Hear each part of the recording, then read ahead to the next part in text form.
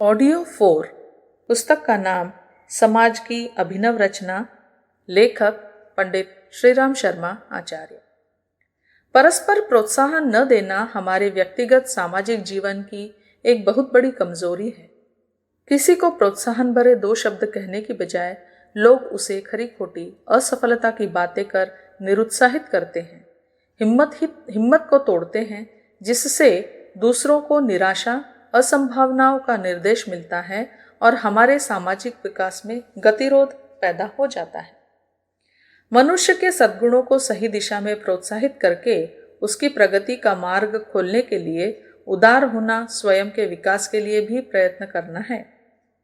खेद है, अनेक होने वाले कवि, कलाकार, समाज सेवक, तत्वदर्शी, विचारक, साहित्यकार प्रोत्साहन एवं मार्गदर्शन न मिलने, उचित शिक्षा से वंचित रहने के कारण जीवन की असफलताओं से युक्त दीनहीन परिस्थितियों में असहाय पड़े रह जाते हैं।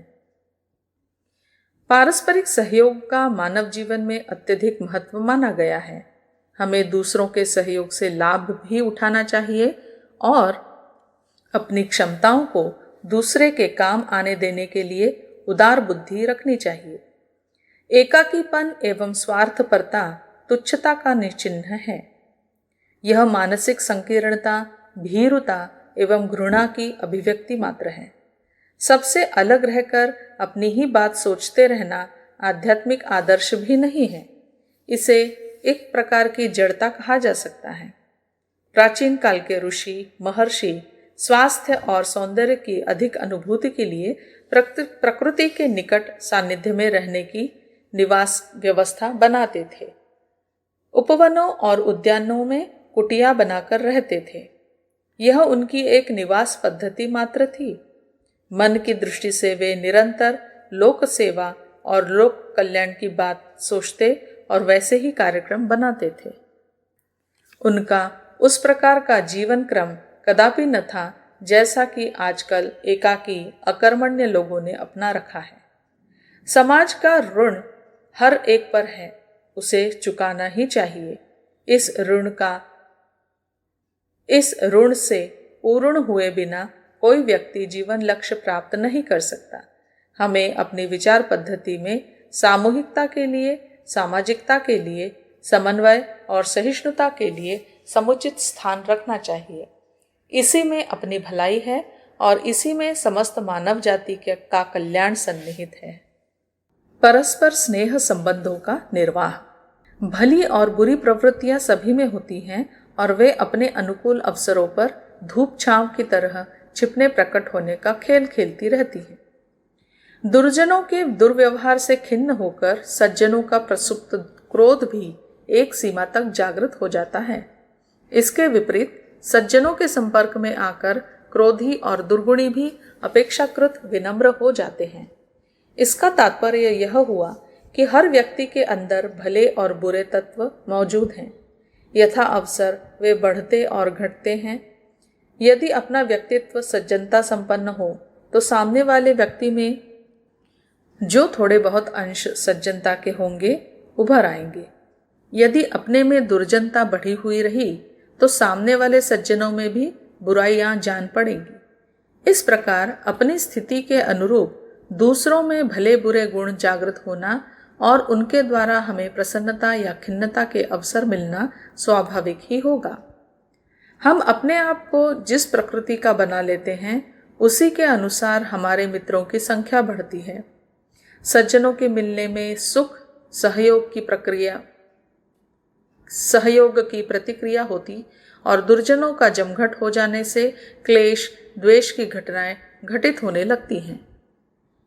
यदि शांति और प्रसन्नता उत्पन्न करने वाले सज्जनों की मैत्री अभिष्ट हो तो उसका एक ही उपाय है, अपने भीतर की श्रेष्ठता को दिन दिन बढ़ाते चलना। इस दिशा में जितनी गति होगी उतना ही अपना संपर्क समुदाय स्वर्गीय परिस्थितियां प्रस्तुत करने लगेगा। सज्जनों को ही देवता कहते हैं। देवताओं का निवास स्थान स्वर्ग कहलाता है। जहाँ दुष्ट दुर्जन इकट्ठे रहते हैं वहाँ नरक की स्थिति उत्पन्न हो जाती है। मनुष्य चाहे जीवित हो चाहे मृतक, अपनी सज्जनता और दुर्जनता के अनुसार अपना स्वर्ग नरक सदा अपने साथ ही लिए फिरता है। कोई दूसरा उसे इसके लिए विवश नहीं करता। अपना आंतरिक स्तर ही स्वर्ग नरक के रूप में फलित और परिणत होता रहता है।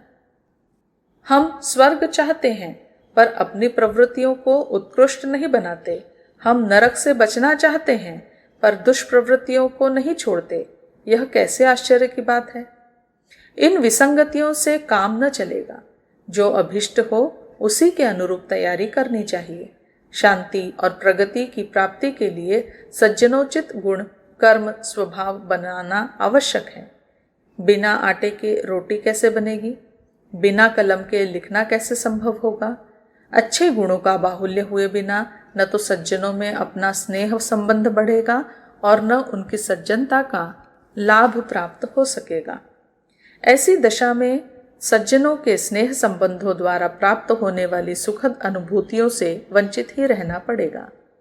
मनुष्य समाज का निर्माण इस रीति से हुआ है कि उसमें परस्पर मिलजुल कर रहने और सद्भावों की स्थिति की स्थिरता होने से ही जीवन क्रम का ठीक प्रकार चलते रहना संभव हो सकता है। जिसके जितने प्रेमी मित्र स्वजन और सहयोगी होंगे वह उतना ही प्रसन्न रहेगा और उतनी ही प्रगति कर सकेगा। जो शत्रुओं से घिरा हुआ है उस जिसे चारों ओर से निंदा उपेक्षा एवं तिरस्कार ही प्राप्त होता है उसके लिए कोई महत्वपूर्ण प्रगति कर सकना संभव नहीं, भले ही वह कितना ही बुद्धिमान क्यों न हो। इसके विपरीत कम योग्यता वाले व्यक्ति भी मित्रों और सहयोगियों की सहायता सद्भावना के बल पर उन्नति के उच्च शिखर तक पहुंचते देखे गए हैं।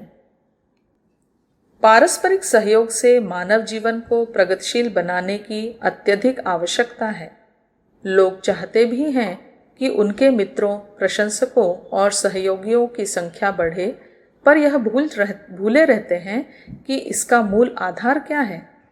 किन उपायों से हम दूसरों का स्नेह सहयोग प्राप्त कर सकते हैं उसकी ओर ध्यान देने से अभिष्ट उद्देश्य पूर्ण हो पाता है और मनुष्य को मित्र रहित तिरस्कृत उपेक्षित एवं एकाकी जीवन व्यतीत करने को विवश होना पड़ता है। अपने स्वभाव में मधुरता शिष्टता प्रेम उदारता एवं आत्मीयता की समुचित मात्रा रखने से उसका प्रभाव दूसरों पर पड़ता है। इस चुंबकत्व से प्रभावित होकर वे अनायास ही सौजन्यपूर्ण व्यवहार करने लगते हैं। दूसरों का सम्मान करने के बदले में हमें स्वयं सम्मान मिलता है। जो दूसरों से उदारता और भलमनसाहत का व्यवहार करेगा उसे वैसा ही प्रत्युत्तर भी मिलेगा। यह संसार पक्के कुएं में मुंह डालकर बोली हुई वाणी की तरह प्रतिध्वनि उत्पन्न करता है। अपने व्यवहार के अनुसार ही दूसरों की प्रतिक्रिया उपलब्ध होती है। क्रोधी अनुदार संकीर्ण स्वार्थी और तुच्छ स्वभाव के मनुष्य शत्रुओं और निंदकों से ही घिरे रहते हैं। उन्हें हर जगह असहयोग और दुर्व्यवहार का ही शिकार होना पड़ता है। दूसरों की शिकायत करने और उनके दोष ढूंढने से पहले हमें अपनी ओर देखना चाहिए और यह विचार करना चाहिए कि हमें बात बात में आवेश तो नहीं आता, अधीरता और क्षुद्रता ने हमें ग्रसित तो नहीं कर रखा है, स्वार्थ और अनुदारता की इतनी मात्रा तो नहीं बढ़ गई कि दूसरों को अखरने वाली स्थिति अनुभव होने लगे। अशिष्टता बरतने और दूसरों की उपेक्षा करने वाले व्यक्ति को यह आशा क्यों करनी चाहिए कि अन्य व्यक्ति उस पर अहेतु की कृपा करे और अकारण ही उसका सहयोग करने लगे। दूसरों से बड़ी बड़ी आशाएं करने से पहले हमें अपने रवैये में ऐसा परिवर्तन करना पड़ेगा कि दूसरे हमें अपना सहयोगी प्रेमी और मित्र अनुभव कर सकें। यह तभी संभव है जब हम अपने स्वभाव में घुसी हुई बुराइयों को ढूंढने और उन्हें हटाने के लिए सच्चे मन से प्रयत्न करने में लग जाएंगे। अपना सुधार होने से दूसरों का सुधरा हुआ व्यवहार हमें अनायास ही मिलने लगेगा। मित्रों का स्थायित्व सद्गुणों पर निर्भर रहता है। तुनक मिजाज, अस्थिर चित्त और सनकी आदि एक एक करके मित्र और सहयोगियों से वंचित होते जाते हैं और अंततः उनका जीवन अभावों और कठिनाइयों से ग्रसित होकर पतन की ओर अग्रसर होने लगता है।